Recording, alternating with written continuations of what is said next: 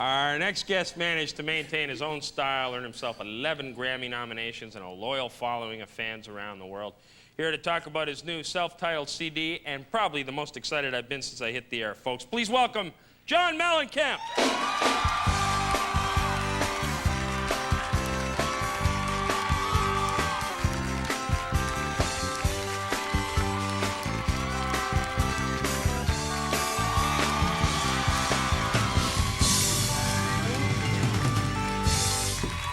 Mellencamp, ladies and gentlemen. Yes. How you doing? Good. Pleasure to meet you. Sorry we didn't get a chance to talk before the show, but it's thrilling to have you here. They gave me this little ashtray to hold while I was out here. That's all right. You can use the ashtray. That's all right. Matter of fact, they weren't even going to let me smoke at first. Well, I guess the first question I was supposed to ask you was how you feeling these days. Obviously, this new health regimen of yours is paying out big time. Panning out good. Panning out good. Really well, eh? Well, is smoking a bad thing? Not from where I'm sitting, no. Okay, well... you know, I hate to ask this, but can I have a puff? Sure. Thanks, John.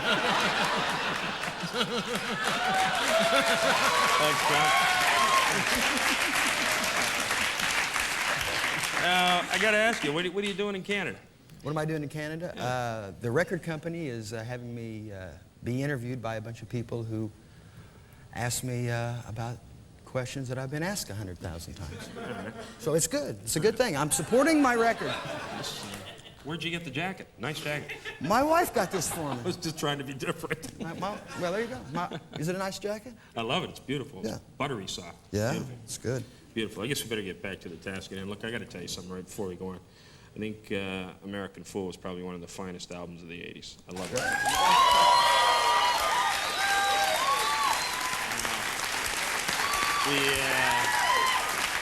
The first time I heard that song, I was working for the telephone company, and I was up a telephone pole, had my radio up, cranked up high, and that's one thing you and I have in common, because you worked for the telephone company at one time, too.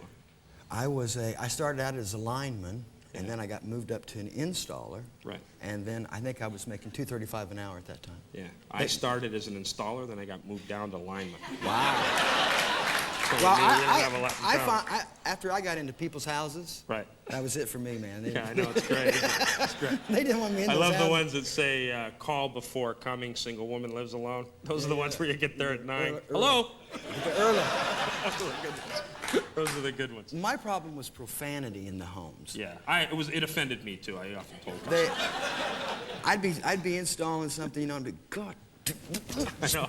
beating on stuff, and I didn't know anybody was there. I thought I was there by myself, and of course the woman of the house was there, and that was it for Mellencamp. Now, how many years did you work for them? Was it AT&T?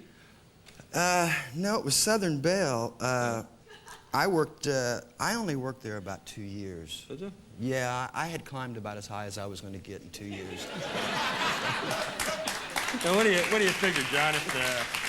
If the big layoff hadn't have come, do you think you would have gone into music? Because you were playing in bands at the time. You were allowed. Let me see. The big layoff was me. I think John Mellencamp was the one that got laid off.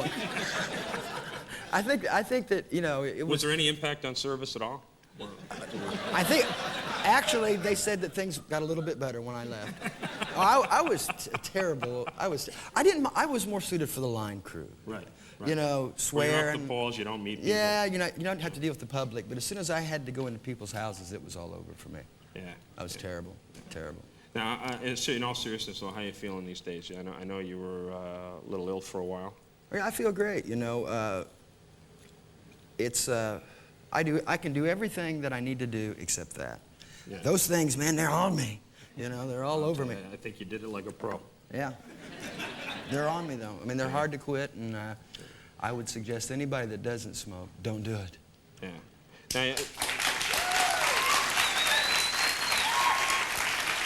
Now, I guess part of the problem that you were having some problems with your cholesterol, etc. That's what was it, 147 at one point? Plus about 370 more. Holy smokes! My cholesterol was at I think about 425. Your cholesterol level was 425? Yeah, and I thought, well, see, but you know, what did I know? I'm a guy, you know. I mean, they had told me for years, John, you better do something about your cholesterol, and I'd go, am I all right now? And they'd say, yeah. I'd say, I'm out of here. You know, so I figured it was a joke. It wasn't no, they weren't. Do they have commercials up here where they talk about your blood turning to like glue? Yeah. They're not kidding. Oh, I know. They're not kidding. It's too bad you weren't painting in those days. You could have used your blood. Saved the bundle. Well, I tell you, I used to, if I would injure myself back then, I wouldn't even bleed. I thought it was a good thing. Well, look how good my blood clots up, man. I'm in good shape.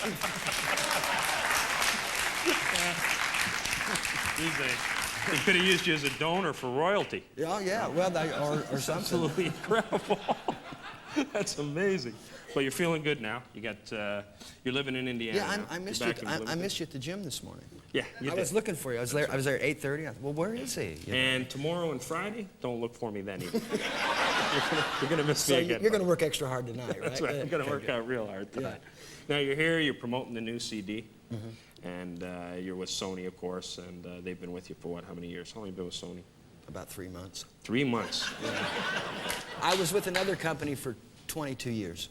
Oh, and you don't want to say who they were, of course. No, I wouldn't want to. Polygram. But they love me, you know. We got to go to commercial, but hold that thought. We'll be right back with more John Mellencamp. All right. We're back, folks, with John Mellencamp.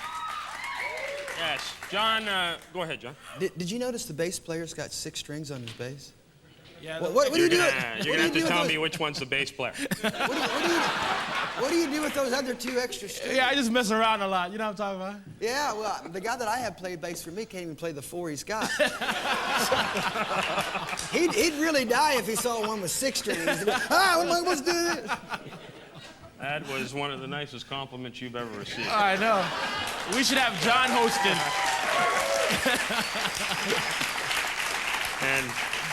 And enlightening for me as well, because I had no idea what that thing was you carried. That's great. Now, the new CD's out. Your Life Is Now. And that song is beautiful, by the way. And I love the video. It's great. It's so vintage you. I love the way the whole thing's set up. But what inspired the song, Your Life Is Now? Well, George Green, the guy that I write songs with, him and I wrote it together. And it was ironic that, you know, talking about me having a heart attack, which I don't really like talking about, but this guy I've known my entire life. You know, I mean, we went to Sunday school together. Right. And after I had my heart attack in '94, George being my friend, he would get with me and he'd go, guess what I had for dinner last night, man? I had lobster and I dipped it in butter. Then I smoked a bunch of cigarettes, you know. And then I just rubbed it in. 2 weeks later, he had open heart surgery. Same age as me, right? Yeah. So we got together and we wrote this song, Your Life Is Now. So it was kind of a song from the heart.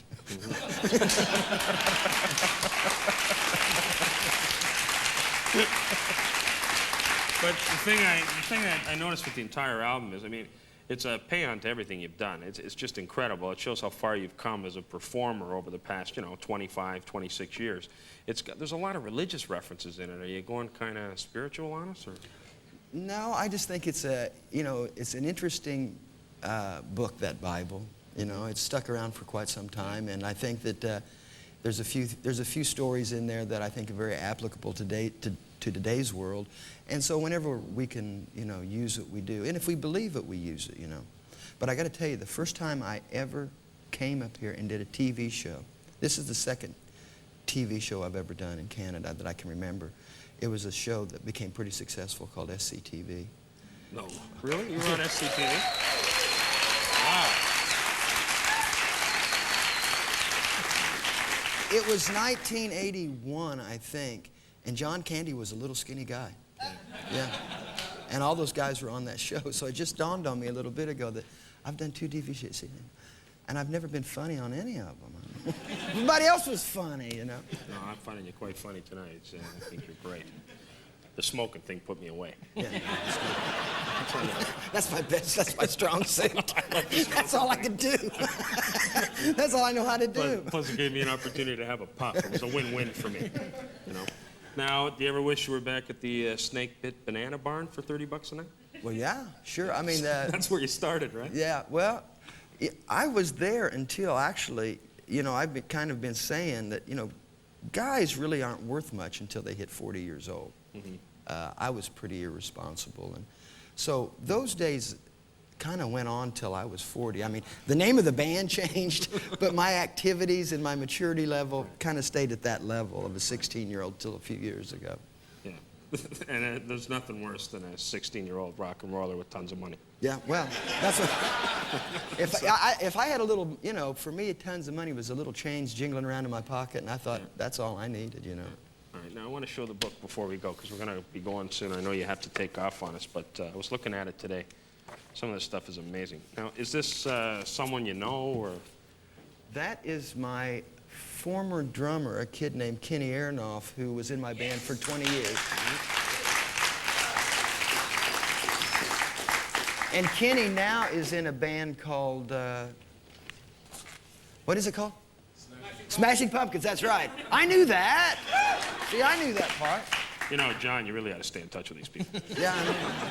If you're going to be painting them, you ought to know where they are. Well, he only lives like, you know, 4 minutes from me, so I'll see him sooner or later. Yeah, you guys all own jets. That could be Yeah, anything. well. All right.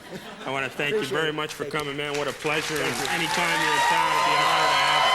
John Mellencamp, ladies and gentlemen. We'll look at some unusual animals after this.